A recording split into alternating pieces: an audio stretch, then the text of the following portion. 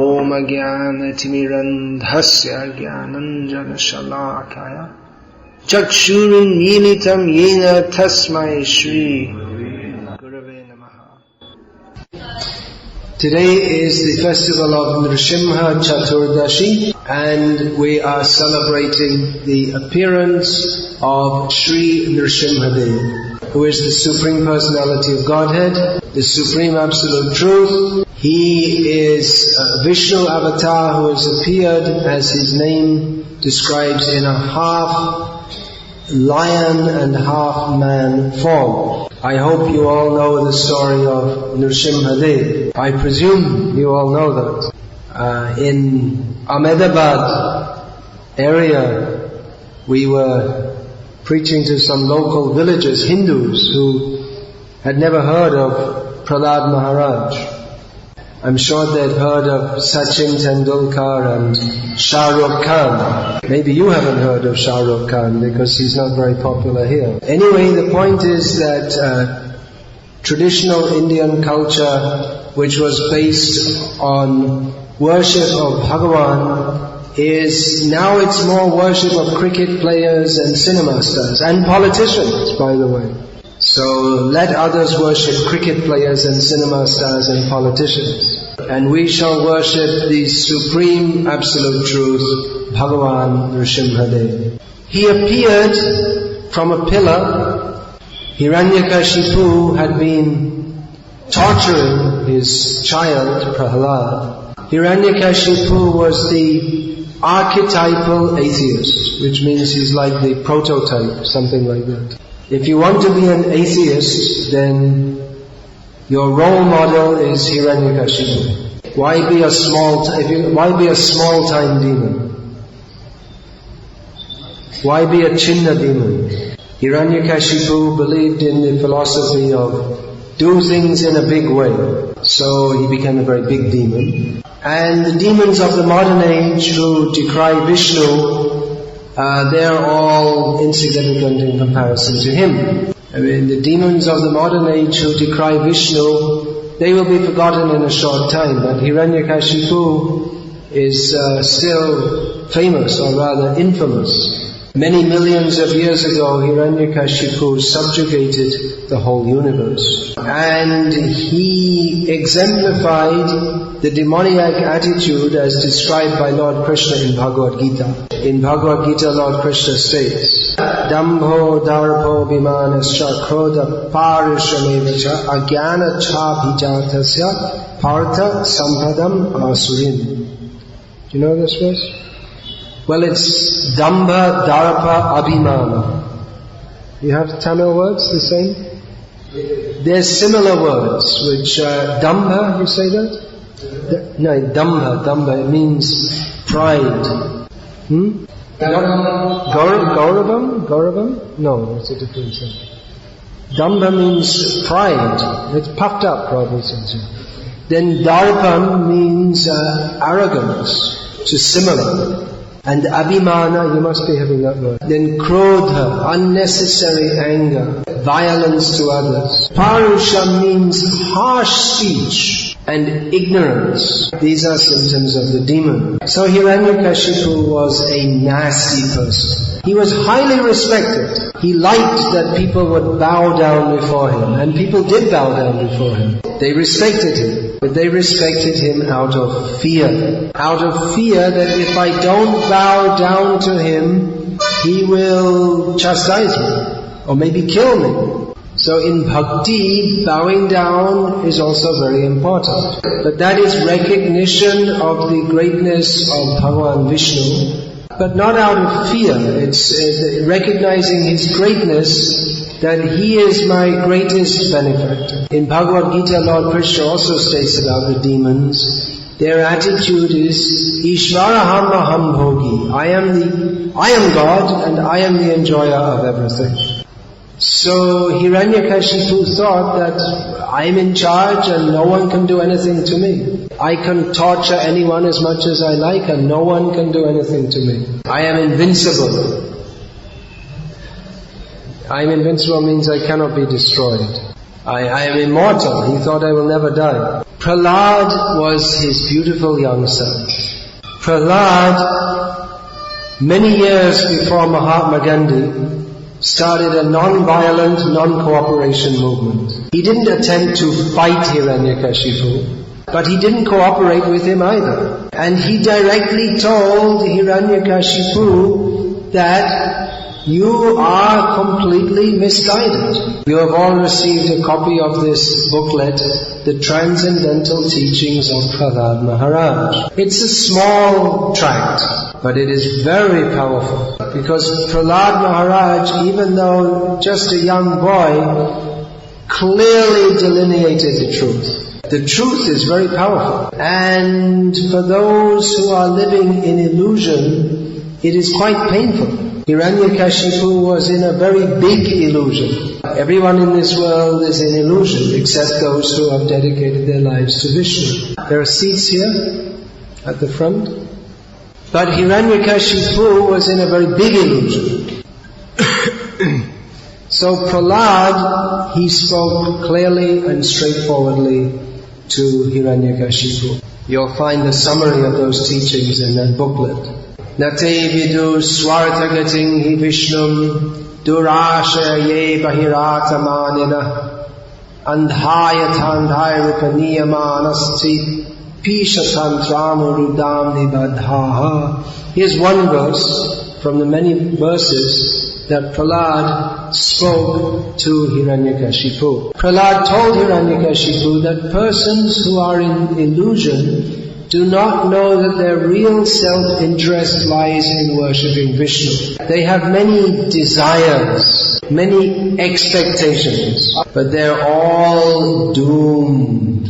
Everyone in this world is making plans to be happy, but all their plans for enjoyment in this material world simply end in distress, because they don't know that real happiness, real success lies in surrendering to Vishnu. So people think, I'm free, I can do what I like. But everyone is bound up very tight. We don't see how we are tied up by the three modes of material nature, sattva gun, rajogun, tamagun. By various misconceptions, we are bound to act in a way which simply increases our bondage. And we may follow some so-called spiritual leader or political leader or whatever. But these leaders are blind. They also don't know that the goal of life is Vishnu. So it is a case of the blind leading the blind. A blind man, he wants to put his hand on someone's shoulder and take direction like this. So if he puts his hand on someone's shoulder and he trusts that they can lead him in the proper direction. But if the person who is leading him is also blind, then he can't help that person at all. So persons who do not know that the real goal of life is to surrender to Vishnu, and who become leaders of society, they are simply blind men leading other blind men. So this is one of the teachings of Prahlad Maharaj that you'll find in that booklet. Prahlad spoke these teachings to his classmates and to Hiranyakashipu. Hiranyakashipu became so angry that he decided to kill his son. Who could imagine such a thing? That a man becomes so angry at his 5-year-old son that he wants to kill him. What was Prahlad's crime? Actually, in any system of jurisprudence throughout the world, there is no punishment for children of 5 years old. It's accepted everywhere that a 5-year-old child is not punishable. He was punishable means by his parents may give him a little slap or something to discipline him. But he's not going to be called into a court on criminal charges, and certainly should not be sentenced to death. But this is what Hiranyakashipu did. He wanted Prahlad killed. What was Prahlad's crime? What could he do that was so bad that his father, who was naturally affectionate toward him, wanted to kill Prahlad? Prahlad's crime was that he spoke the unadulterated truth. Satyam eva jayate. We've all heard of this. It's a nice slogan, but practically speaking it has very little application in day-to-day life in India. And practically speaking, the country runs on the principle corruption eva jayate and crime eva jayate. But if we say, you see, there may be some big leader and everyone knows he's actually a criminal. But if you say openly you're a criminal, then he'll become very upset. So Hiranyakashipu was like that. He was the very worst kind of person who had taken charge by sheer force. And Prahlad simply pointed out his faults. Actually, Prahlad didn't so much speak against Hiranyakashipu's political despotism, but Prahlad spoke to Hiranyakashipu about the basic non-devotional attitude that binds everyone in this material world. So not everyone is as bad as Hiranyakashipu, but the very fact that we're in this material world means we all have a bit of the Hiranyakashipu in us. So just as Hiranyakashipu became extremely upset at Prahlad when Prahlad pointed out that Hiranyakashipu was a sinful person. So similarly, people become upset when we point out that actually you're not on the right track. Everyone likes to think, I'm good, I'm right. In the Western world, Hitler is famous as he's considered the most evil person of the 20th century. But even he wrote a book to try to justify what he was doing. So everyone likes to, even if they're completely bad, they like to justify what they are doing, as if it's right. And even in the modern age, there's a kind of philosophy that, well, whatever you think is right, everything is right.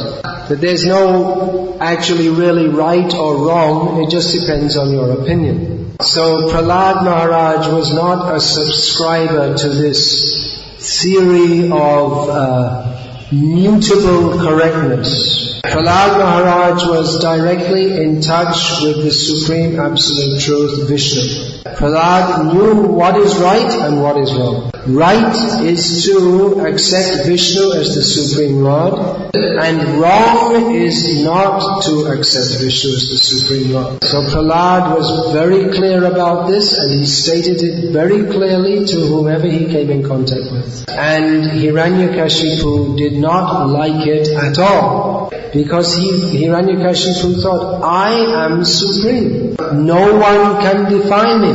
Even Indra is afraid of me. So when Prahlad started speaking to Hiranyakashipu that you are not supreme, Hiranyakashipu became extremely angry. And he decided to kill Prahlad. For Hiranyakashipu to kill people was not unusual. For him, killing people was like, we scratch our head or something like that. He killed people left, right and center without any consideration. Still, to kill your own son, 5-year-old son, is pretty extreme. What could Prahlad do to harm him? But Hiranyakashipu felt extremely disturbed that Prahlad denied the supremacy of Hiranyakashipu. And furthermore, Prahlad promoted the worship of Vishnu, who Hiranyakashipu considered Vishnu his worst enemy, because Vishnu in the form of Varahadev had killed Hiranyakashipu's younger brother Hiranyaksha. So Nrsimha appointed his agents to kill Prahlad. He appointed his agents to kill Prahlad, and they tried to kill Prahlad in various ways. By boiling him in hot oil, by piercing him with spears, by throwing him in a pit of poisonous snakes, by throwing him in the pathway of a mad elephant, by throwing him from the top of a mountain, by feeding him poisoned food. But Prahlad remained Prahlad. Prahlad means very happy. So that Prahlad did not die and that he remained happy, he wasn't disturbed by Hiranyakashipu's torture, made Hiranyakashipu more and more and more angry. Even Indra, with the carrier of the famous thunderbolt, passed urine on hearing the name of Hiranyakashipu. But Prahlad Maharaj, under all the tortures of Hiranyakashipu, simply smiled. And although a father would generally be very happy to see his young child smiling, the smiling of Prahlad meant that Hiranyakashipu understood that actually he's defeated me. And Hiranyakashipu asked Prahlad, what is the source of your power by which you can defy me? Hiranyakashipu had acquired his power by performing severe austerities for many, many years. But Prahlad hadn't done anything to acquire any power. He was just a young boy. But actually, he proved himself more powerful than Hiranyakashipu. Because without making any effort to defy Hiranyakashipu, he remained unscathed amidst all the various efforts to kill him by Hiranyakashipu. So when Hiranyakashipu asked Prahlad, what is the source of your power? Practically Hiranyakashipu admitted his defeat. Prahlad said to Hiranyakashipu, the source of your power and the source of mine is the same. Hiranyakashipu thought, I have acquired my power by myself. But Prahlad said, no, you are not, your power does not come from you. The source of all power, of my power, your power, everything is Vishnu. So, predictably, Hiranyakashipu became extremely angry on hearing this. And he challenged Prahlad that you say that Vishnu is everywhere. Is he in this pillar? Prahlad said, yes. So Hiranyakashipu, being mad with anger, punched that pillar. He wanted to show to Prahlad that there is no Vishnu. I mean, there's no pillars in this hall, but if there was one, and of course we're not strong enough to punch it open, but if we brought some big sledgehammers and opened it, well, we wouldn't expect any living being to come out of it. So Hiranyakashipu wanted to demonstrate to Prahlad the obvious fact that Vishnu is not inside the pillar. Hiranyakashipu was angry. Angry. Kopa. Ramba Kopa. Very angry. Out of the pillar came a person even more angry than Hiranyakashipu. Hiranyakashipu thought, I am the greatest. My anger is greater than anyone. Lord Vishnu, in an extremely angry mood, came out of the pillar to fulfill the word of his devotee that yes, Vishnu is in the pillar. Vishnu emerged from the pillar. This form had not been seen or heard of previously. Half man, half lion. And extremely angry. Now some people may say, well, what kind of God is that who gets angry? And we will say, well, why not? If you can get angry, why can't God get angry? Now in that verse I was quoting from Bhagavad Gita, one of the bad qualities of the Asuras was described, if you remember, as krodha, anger. So the unnecessary, whimsical anger is a demoniac quality. But the anger of Bhagavan is worshipable. The anger of Bhagavan is a symptom of his bhakta vatsalya. Because he loves his devotees so much, he becomes extremely angry at those who torture his devotees. The anger of Bhagavan is worshipable. Again, the same point. If you can get angry, why not Bhagavan? He is the source of everything. The difference is that his anger is pure and beneficial. And the anger of Hiranyakashipu and other materialists is impure and impure and causes harm. Malefic. So Nrsimhadev appeared and he killed Hiranyakashipu. And we worship Nrsimhadev for his glorious pastime of killing Hiranyakashipu and protecting Prahlad Maharaj. Many people, especially in the modern age, will scoff at this narration. Means they'll make fun of. They think that the story of Hiranyakashipu, as given in Srimad Bhagavatam, Nrsimha Purana, Vishnu Purana, etc., is mythical or allegorical. They say there cannot be any being like that, man and lion combined. They say, oh, God's not like that.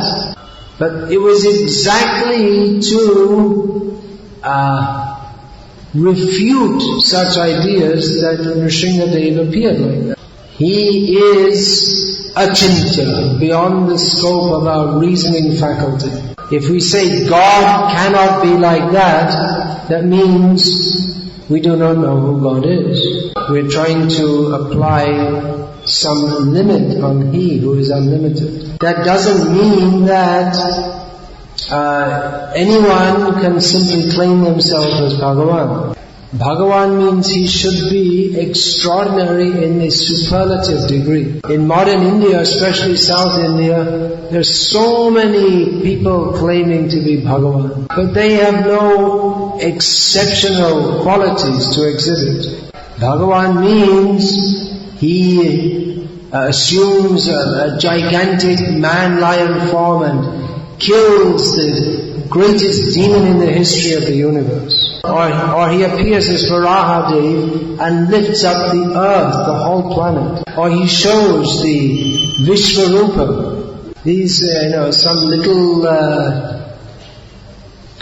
some little character who's suitable for a cornflakes advertisement, calling himself Bhagavan. This is just a joke. So we worship actual Bhagavan. Keshava Dhrita Dashavidharupa Jaya Jagadisha.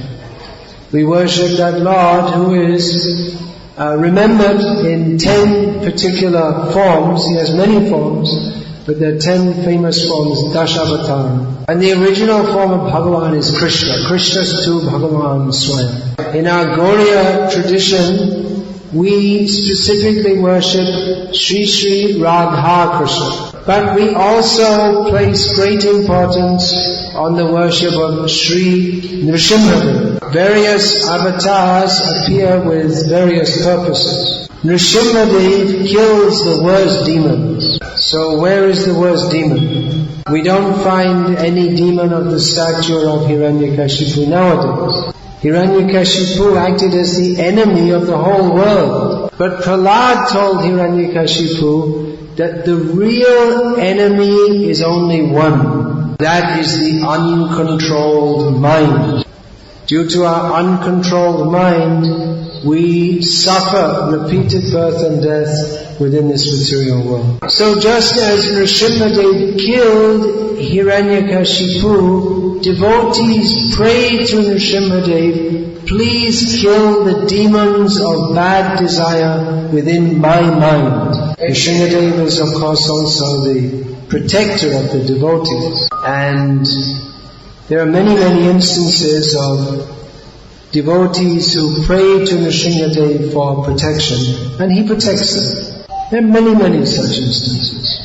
There was an incident that was told to our own Srila Prabhupada of some Vaishnavas in the Sri Vaishnava Sampradaya who are from North India, who went on a yatra to Badrinath. Nowadays, people, they drive from Haridwar to Badrinath in one day, but previously you had to walk and it took many weeks to go. So pilgrims had to carry with them sufficient funds for a long journey.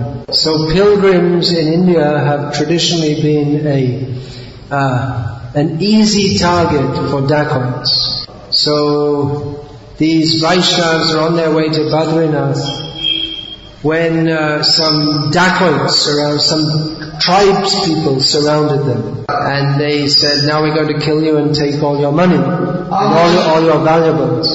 So the Vaishnava said, well, you can take all our money and valuables, but why kill us? What will you gain by doing that? And the dacoits replied and said, well, we're not civilized people, we don't follow any rules, and we just take pleasure in killing people, that's all. So then the Vaishnava said, well, even if the king sentences someone to death, they at least give them a little time to pray before they die. So give us 5 minutes to pray before you kill us. So the dacoits agreed, said, we'll give you 5 minutes, and then we'll cut your throats and cut out your eyes and slit your stomachs open and all this. So the Vaishnavas very strongly started chanting the names of Nrsimha. And while they were chanting, a huge lion jumped out from the jungle and chased all the dacoits away. So there are many such incidents. Nrsimha protects his devotees. And most importantly, he helps us to become free from material desires. So in our Krishna conscious movement, we chant the names of Chaitanya Mahaprabhu and Sri Sri Radha Krishna.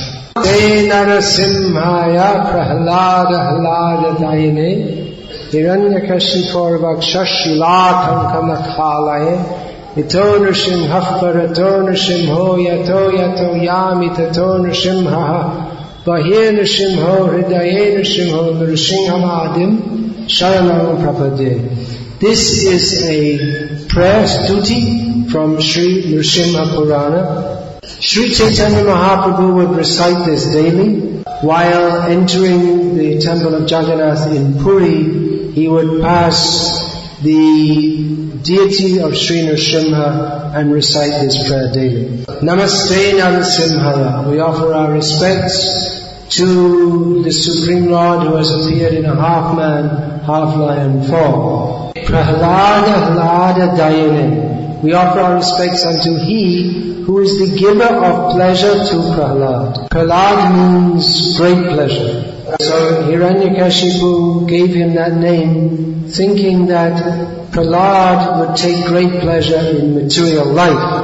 But Prahlad took pleasure in Vishnu. So Nrsimha is known as he who is the giver of pleasure to Prahlad. We offer respects unto him who pierced with his chisel-like nails the chest of Hiranyakashipu, which was hard like stone. Here is Nrsimha. Here is Nrsimha. Here he is. He is there. Wherever we go, Nrsimha he is there. He is with us. Bahir Nrsimha, he is outside. Hridaye Nrsimha, he is within our heart. Therefore, we take shelter of he who is the shelter of all living beings and who is the origin of everything, Nrsimha. So in this way we offer our respects to Nrsimha. This festival is being celebrated all over the world today, and devotees from all over the world are here in Salem celebrating this festival today. So actually it should be a matter of great pride for the people of Salem that devotees from all over the world are coming here to share Vishnu Bhakti, Krishna Bhakti, Nrsimha Bhakti with you. We have devotees here today from several countries, and I'd like to call up all of the, what we would say foreign devotees, but they don't think they're foreign, they think. So we'd like to call up the devotees. Gopala Acharya Das, please come to the front. You can come up here. Yeah, you can. No, come. With your better half also. So, you can just offer your respects to everyone. Is Gopala Acharya Das? with his wife, Jaya. They are from Poland. So would you all like to greet Gopalacharya Das Prabhu and his wife? Everyone please say, Hare Krishna! Hare Krishna! Then we have several devotees from Croatia. Devotees from Croatia can come, please. I think Croatia is... Everyone heard of Poland, it's a big country. Croatia became famous, I think, for some tennis players, was it? Yeah, but they have some famous tennis player or something. Who heard of Croatia? I think it's famous for its tennis players, football team. Football team? Not cricket team, they don't play cricket in Croatia. What's that? Okay, you know, I don't know. So these, come. So these devotees, they don't know anything about sports, but they know about chanting Hare Krishna. I think many of you know Gokul Chandra Das. Who knows Gokul Chandra Das? See, he's famous. More famous than the tennis players. This is Krishna Kirtan Das, also from Croatia. The Slovenes, or the ones... Narayan Pandit Das, from Croatia. Stand up. He's all preacher. And Bhavada, he's also a grandfather. And his whole family is Krishna conscious. And the Russians can come. This is Sarvabhauma Das from Slovenia, also formerly part of Yugoslavia. Do we have any others from any other countries? Yeah, I don't think that's it, is it? Oh yeah, the other, where are they? They were sitting over there. What happened to the other Poles? The other members of the Polish contingent? Yeah, okay. Oh yeah, Murari. So here is Romapad Das, stand up, from Moscow, and Sanatan Goswami Das from another part of Russia. This is Murari Das from Tanzania. So this is the United Nations, spiritual United Nations. Hare Krishna.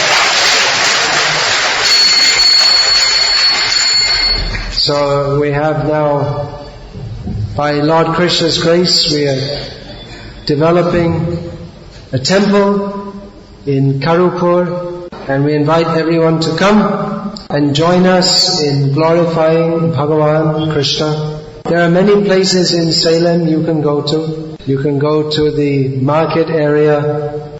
There are a few temples you can go to. There's a swimming pool you can go to. There are colleges you can go to. So this center we are developing with your help and your good wishes is a place where you can go to and just feel completely satisfied knowing that Krishna is here and Krishna is our best friend and our protector. And you can also receive transcendental teachings from Prahlad Maharaj, from Krishna, Bhagavan in Bhagavad Gita. The special aim of our ISKCON temples is to show how Bhagavan, Krishna should be worshipped most nicely. To have wonderful kirtan in which everyone can forget all their problems and just swim in the bliss of bhakti, and where everyone can receive instruction in the science of Bhagavad Gita and all the Shastras.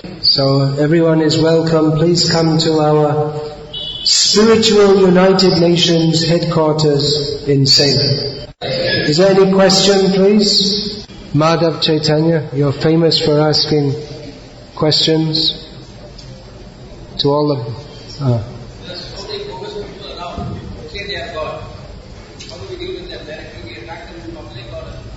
The question is, there are so many bogus people around claiming to be God. How do we deal with them? Well, actually, people who claim to be God, legal action should be taken against them. it's actually cheating. It's just like if someone claims to be a doctor and he's not, then he's a criminal actually. But if someone claims to be God and he's not, he's a much bigger criminal. Unfortunately, the government tolerates many varieties of criminals. So there are various ways to counteract this epidemic of bogus gurus, bogus avatars. One method is to spread knowledge of the actual glories of Bhagavan. It's only because people don't know what are the actual qualities of Bhagavan that they presume that anyone who claims himself to be Bhagavan can be Bhagavan. So distributing Srila Prabhupada's books will be the best method to counteract this false propaganda. You can also directly challenge. One thing we find is that people in the modern age are very much bereft of anything approaching spiritual intelligence. The fact that many people accept these bogus people as gurus or Bhagavan just goes to show that many people have not even the slightest beginning understanding of spiritual knowledge. There's a certain famous bogus Bhagavan. He was not one of the modern batch. He's been going on for many years now. He's been exposed repeatedly as being a fraud who shows he shows that he's materializing things out of nothing, but actually he has things hidden in his cloth. He's been exposed as a lifelong pedophile. Pedophile means child molester. Nowadays he's very old and his famous long hair is falling out and he goes around in a wheelchair. But despite all evidence to the contrary, there are still many people who are convinced that he's Bhagavan. So it might be futile to try to present intelligent arguments to people who don't have any intelligence. So it might be better to organize our own programs, and people who are actually pious and somewhat intelligent may be attracted to come and hear the actual message of Bhagavan as given in Bhagavad Gita. And by distributing the books of Srila Prabhupada, that actually gives people genuine spiritual knowledge. Anyway, it's good. You can go on exposing these rascals. But distribute Prabhupada's books also. Yeah, any other question? Yeah, please come. There are various forms of manifestations of Speak it in the mic. There are various manifestations of Nrsimha. That means Nrsimha, Nrsimha, everything. So when all of these Nrsimha manifestations. Say it in Tamil. Well, Nrsimhadev is always existing. And the Nrsimhadev who is the consort of Lakshmi is not different from he who appeared to kill Hiranyakashipu and protect Prahlad. He is worshipped in various forms, but it's the same Nrsimha. This gentleman has a question. Did you show the crowd? Mostly they've all gone now anyway. Did you show the crowd? Every Swamis and Sadhus, they preach what they know. So, how to distinguish what is correct and what is wrong? That we have to do on the basis of Shastra. There has to be some standard knowledge. Like I was saying, there is right and there is wrong. It's not just that everything is right, as some people presume. How can we know what is right?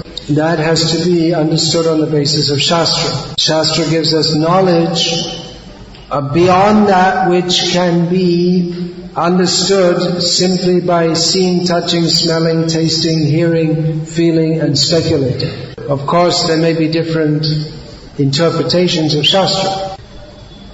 Srila Prabhupada came in the parampara or line of acharyas who present the message of Shastra as it is. That what is stated in Shastra, we simply accept. The followers of the Veda, the Vedic culture, Veda means knowledge, they accept Bhagavad Gita as the essence of all knowledge. In Bhagavad Gita, Lord Krishna says, Vaideshya sarveraham eva vedyaha. Among all types of knowledge, the ultimate goal of knowledge is Krishna. Krishna says at the end of Bhagavad Gita, Manmana bhava madbhakto, always think of me, become my devotee. Mamekam sharanam vraja, take shelter in me only. He is supreme, we are subordinate to Him, our self-interest is fully served by surrendering to Him. This is the clear, straightforward understanding of Bhagavad Gita. It is presented by all straightforward acharyas. It makes sense. It makes sense to understand that we are subordinate to the Supreme Lord. What most people say, that we are ourselves actually God, doesn't make any sense at all. So if you are sincere and you want to know the truth, then Bhagavan, who is Antaryami, within your heart, will help you to get it. And they're fighting over this. So, cheated, He will also help you to be cheated. So what do you want? Do you want the truth, or you want to think that you yourself are God? The truth is that Krishna is the Supreme Personality of Godhead. You are His eternal servant. You can be properly established in service to Him by following the process of Bhakti Yoga. But you have to be ready to follow that. Most people say, I want the truth, but I want coffee and tea more. If we tell people the truth, that to attain the truth, you have to lead a pure life, they'll say, yes, I want the truth, but not without coffee and tea. Everyone will say, I want the truth. But practically we see they want meat, fish, eggs, garlic, onions, TV, newspapers. They don't want the truth. So if you actually want the truth, you can't hold on to untruths also. This is why cheaters are very popular. They tell people, you can be spiritual just by feeling yourself to be spiritual. We don't cheat people by saying this. We tell people, according to the message of Shastra, that you are spiritual. But our spiritual consciousness is now covered by forgetfulness of Krishna. So therefore we have to give up all sinful activities and chant the names of Krishna, and then we can